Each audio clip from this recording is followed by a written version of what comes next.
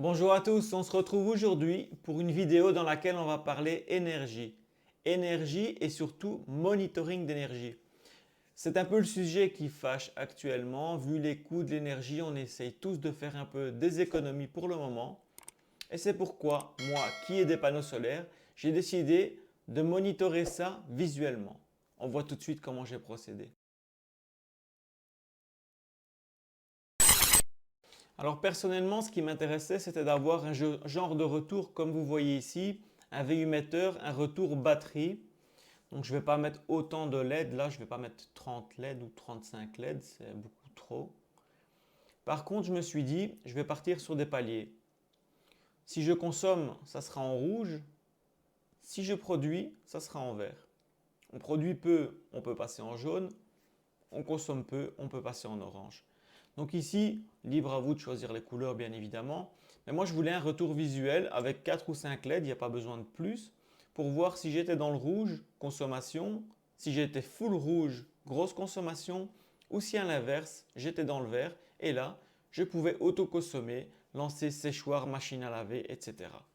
Je me suis donc lancé dans la réalisation d'un support. J'ai choisi au final 5 LED. Ici, vous voyez les tests d'allumage. C'est sur WLED, j'ai fait pas mal de vidéos là-dessus, dont la berceuse connectée. Donc ça, je vous remets le lien dans la description. Je vous remets le lien ici, juste au-dessus. Il faudra donc un Wimos ou un autre ESP8266. Pas besoin de ESP32 pour cette utilisation. Donc moi, je suis familier avec les Wimos, je les trouve sympas, je les trouve petits, faciles à intégrer, faciles à programmer. Choisissez ce que vous voulez, je vous mets quand même les liens dans la description. Vous voyez que le Wimos, il se trouve juste ici. Il est alimenté en 5 volts via un câble traditionnel, chargeur de téléphone, etc. Et alors, 3 câbles qui partent vers mes LED. C'est lui-même qui alimente les LED. J'ai le GND, le VCC, qui est l'alimentation plus, et alors le D4 qui va lui donner le data sur les LED qui sont des WS2812B. Donc je vous mets le lien, j'ai trouvé des LED depuis un moment qui sont assez sympas pour ce genre d'utilisation, ce genre d'intégration. Donc c'est des LED qui se chevauchent. On le voit ici à l'arrière. Donc au niveau de l'intégration, c'était facile. Vous pouvez partir aussi sur une bande LED, c'est tout à fait pareil. C'est vous, comme au final, vous allez l'intégrer, qui sera plus facile d'adapter une solution ou une autre. Vous voyez ici le retour que je vous parlais, batterie. Donc c'est un petit peu comme si on avait un retour visuel d'une batterie. Et on va choisir selon l'intensité et selon ce qu'on produit, comment on va allumer nos LED, combien de LED vont être allumés. Je me base donc sur Home Assistant, j'ai le relevé. Pour les Français, vous avez certainement votre Linky qui est intégré sur Home Assistant. Donc là, vous savez très bien savoir ce que vous consommez ou ce que vous produisez à l'instant T. Il suffit donc de récupérer cette info.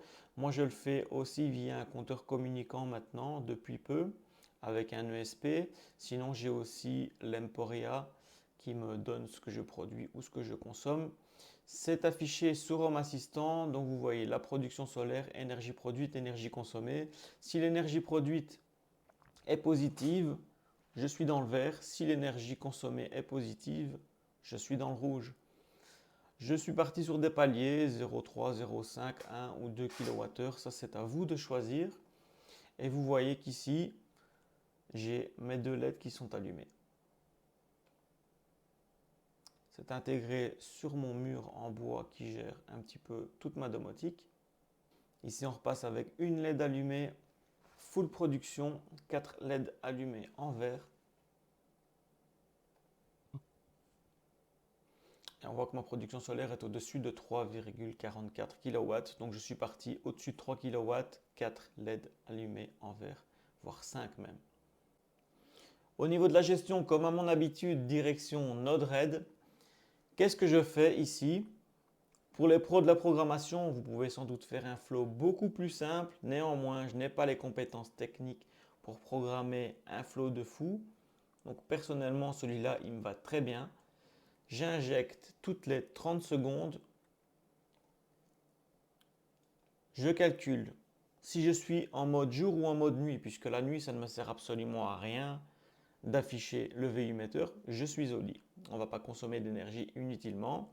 Donc je regarde si mon mode est en jour ou en nuit. Si c'est en nuit, je ne fais rien. Si c'est en jour, j'affiche. Je prends ma consommation, donc comme on a vu la consommation, ainsi que la production. Dans ma petite fonction, je vais déduire la production de la consommation que je mets dans une variable que je réinjecte dans mon payload. En fonction du résultat de cette variable, je rentre sur un switch et là je me dis je suis plus haut que 0, 0,5, 1, 2 ou 3. Donc là on est sur de la consommation et si je suis dans le négatif, on est sur de la production. C'est ici que vous allez pouvoir mettre en fait les kilowatts et à quel seuil je passe sur une autre LED. Je choisis en fait par la suite dans un node change pour l'affichage sur WLED. C'est ici que ça se compliquait un petit peu dans le sens où mettre tout dans une fonction et injecter les différentes variables ici pour les LED, ça devenait vraiment compliqué. Donc moi j'ai préféré splitter ça dans des nodes change. Et ici tout simplement c'est le code RGB pour des LED. Donc ici je vois que j'ai la première LED qui est allumée en orange. Et puis c'est parti pour le même principe sur deux LED allumés en orange. Donc il suffit ici de gérer les positions. Donc si vous partez sur plusieurs LED, si vous voulez en mettre 10, vous partirez de 0 à 9. Full consommation, tout allumé en rouge. Full production, tout allumé en vert. Et ensuite, je pars sur l'adresse IP de mon WLED, donc de mon Wemos, configuré avec WLED. Je remets le lien ici juste au-dessus pour la configuration et sur l'autre vidéo, vous voyez vraiment comment ça se passe pour le flash, etc. Ce que je fais aussi, c'est que la nuit ou le jour, j'éteins complètement le Wemos. Cette gestion on-off va vous permettre aussi, si vous mettez par exemple votre alarme et que vous êtes en mode absent, de ne pas avoir l'afficheur qui est allumé inutilement. Donc c'est bien aussi de pouvoir gérer l'allumage et l'extinction totale pour la nuit, pour l'absence, pour éviter de consommer et de gaspiller de l'énergie inutilement.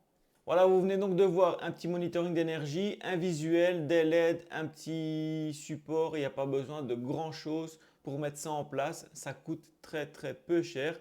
Donc si vous aussi vous avez des panneaux solaires et que vous voulez voir un petit peu combien ça produit, dans quel range on est, ça vous fait un petit retour visuel sympa.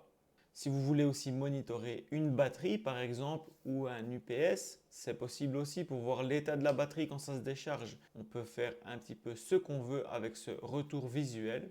J'espère que cette vidéo vous a plu. Si c'est le cas, n'hésitez pas, balancez-moi un like, likez, partagez et followez la chaîne. Abonnez-vous si ce n'est pas encore fait. Et moi je vous dis à bientôt pour d'autres vidéos. Allez, ciao!